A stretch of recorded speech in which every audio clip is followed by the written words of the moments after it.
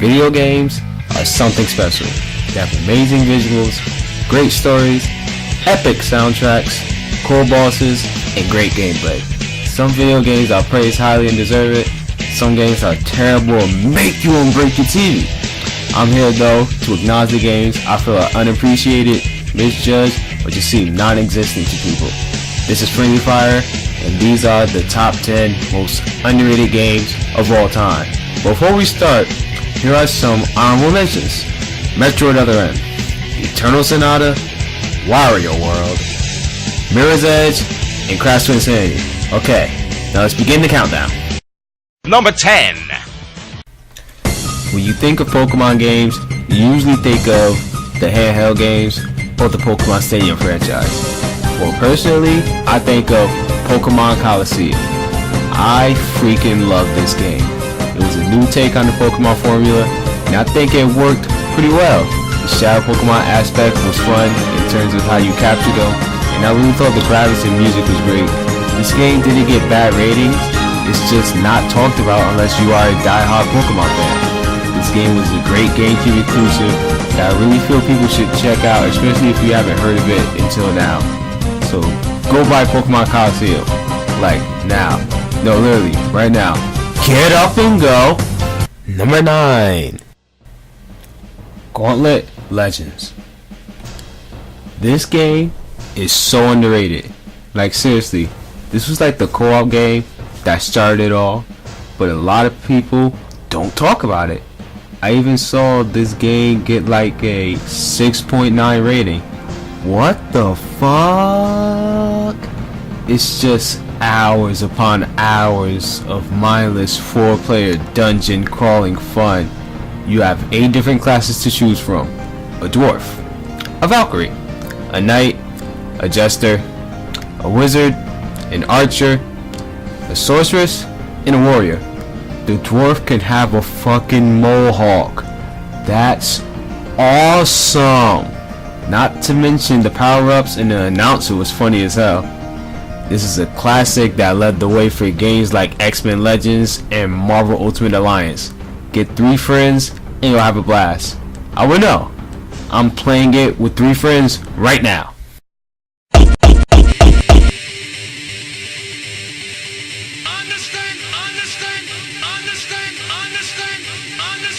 Understand the concept of love.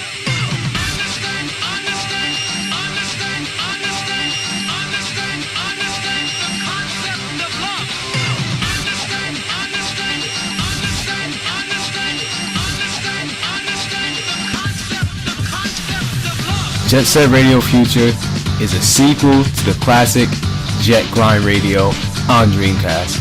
This game is overlooked over the fact that the first one is overlooked, so some don't even know about the sequel. This game is wonderful. It arguably has the greatest video game soundtrack of all time. All the songs you will love, and they are all so catchy. This game improved on everything compared to Jet Grind Radio. Way more characters, tighter controls, it became open world, and the art style became even more amazing. Its difficulty also got moved up, which is a plus for me. This game will make you just want to go around and have fun with graffiti, but legally of course. Its multiplayer is fun with 4 people, you can race or tag walls, and it's just loads of fun. There are also a handful of tricks you can do, and it's just awesome. If you can't play this game because you can't find a copy, then download the soundtrack.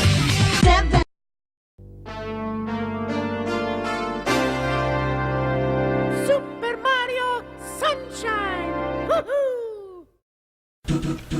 Super Mario Sunshine is my 3rd favorite Super Mario game of all time. It is a lot better than Super Mario Galaxy to me, which gets praised more.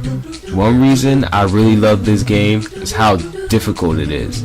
I love playing games that give me a challenge, and by God did this game give you one. Its graphics were amazing when it first came out, and I think its soundtrack is underrated.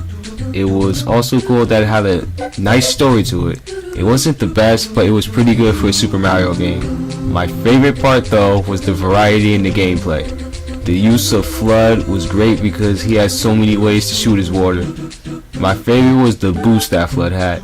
The stages without FLUDD also brought back the nostalgia of Super Mario 64, my favorite Super Mario game of all time. This game was praised, but not to the point I think it should have been. Many people turn it off because of the location, FLUDD, and the story, but I think that's ignorant. It's one of the best games ever in my opinion, and I will put it in the top 30 greatest games of all time. Number 6. Crash Team Racing, the most underrated racing video game ever. Words can't describe how I feel about this racer. Its level design is top notch, its use of boosting pioneered future kart racers, and its multiplayer is still unmatched in my opinion. Everyone is a huge Mario Kart fan. I am one of those people, but I will not lie, I enjoy Crash Team Racing way more than Mario Kart. It doesn't get the praise Mario Kart gets because Crash Bandicoot is nowhere near as known as Mario, which is a shame. Everyone I've played this game with freaking loves it and understand why I like it better than Mario Kart. The soundtrack is fucking phenomenal and the story mode is still the best for a racer to me. The boss battles are so hard, but I love the challenge. If you never played it, download it on PSN and bring 3 friends over, you will not regret it. Number 5. Sonic Team has made a lot of games outside of the Sonic franchise. I feel a lot of them are amazing, but if I had to pick one I feel is underrated, I would go with Billy Hatcher and the Giant Egg. Man, I wish this game was more known because I still want a fucking sequel. Every year at E3, I wait for Sega to announce Billy Hatcher and the Giant Egg 2. This is one of my favorite platformers. I love the level design in this. My favorite stage is Pirates Island, maybe for the music though. It always puts me in a good mood. Still to this day, I haven't played a platformer with the charm and gameplay of Billy Hatcher. When it first came out, I thought it was going to be the next big thing in terms of platformers, but I was sadly mistaken. It's so good, but no one has played it. It looks like the closest we'll ever get to a sequel is Hatcher and Sega Superstars.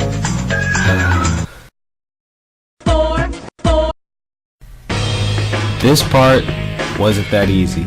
I wanted to put a Tales game on this list, but I couldn't decide which one, so I decided to put the entire franchise for number 4.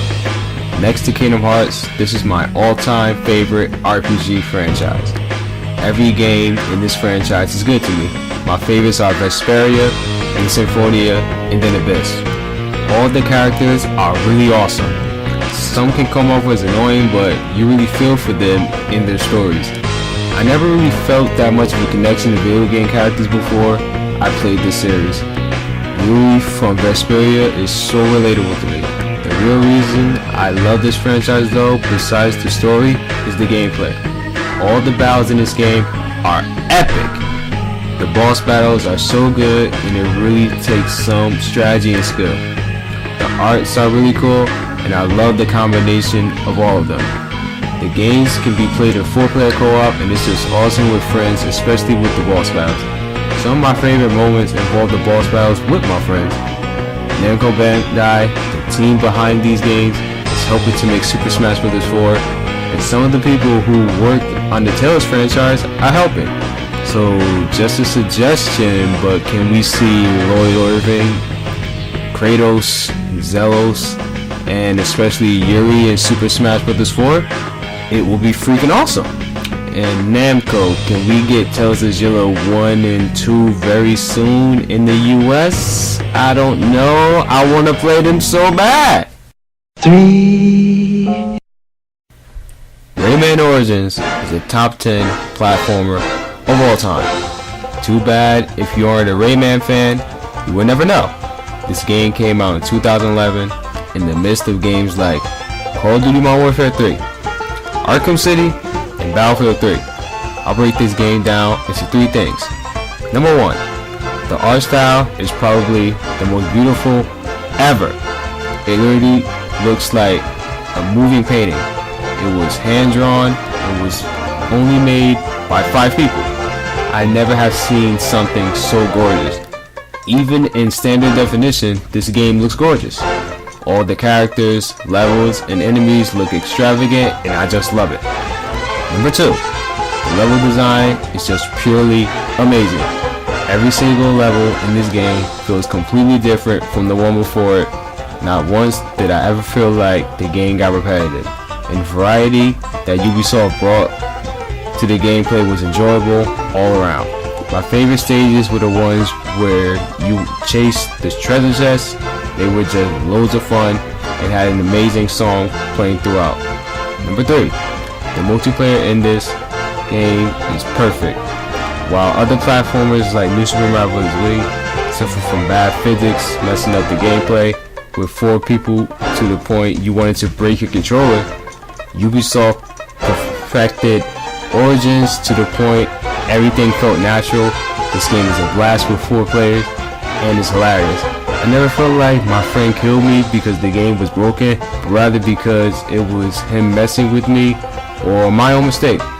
Also, the levels are scaled to the point where every player freely has enough space to do what they want in the game. This game and Donkey Kong Country Returns are the best platformers since Super Mario Sunshine.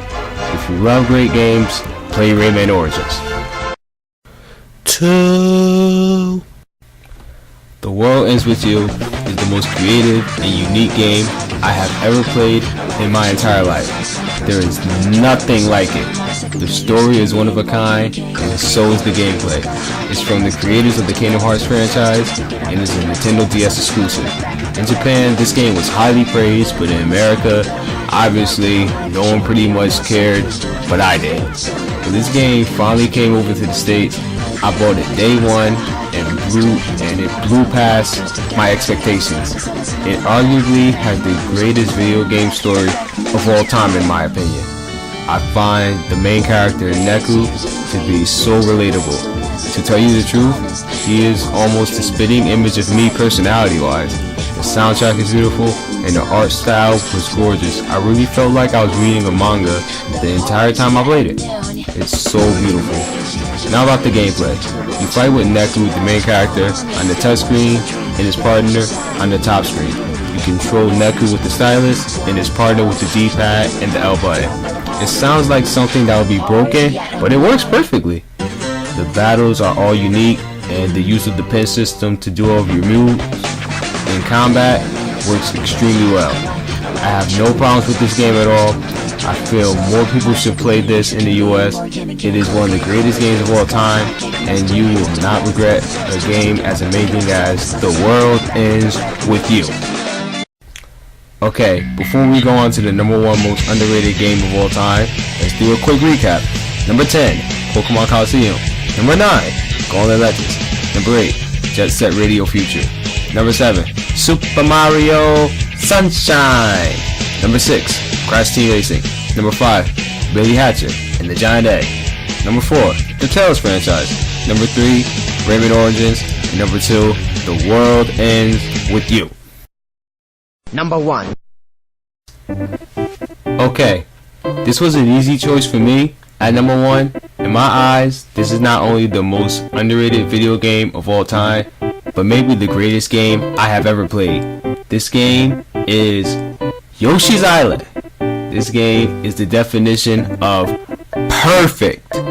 This game is flawless. Its music is some of the best in video game history. Its visuals are still some of the best I have ever seen, even though the game is almost 20 years old, and the level design remains untouched in my opinion.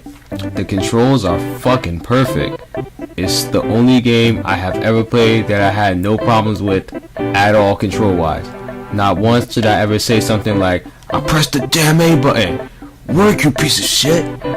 Nothing feels repetitive, there's variety everywhere, and its boss battles are phenomenal. The boss battle with Baby Bowser is one of the greatest boss battles of all time. Simply put, it's just perfect. Besides Twilight Princess, I have never played a game I enjoyed as much as Yoshi's Island. The reason I feel it's so underrated is because pretty much no one thinks of the game as highly as I do, and I do not understand why. Maybe it's because it has Super Mario World in the title, but it's not even a sequel. Maybe it's because Yoshi is the main character. I don't know.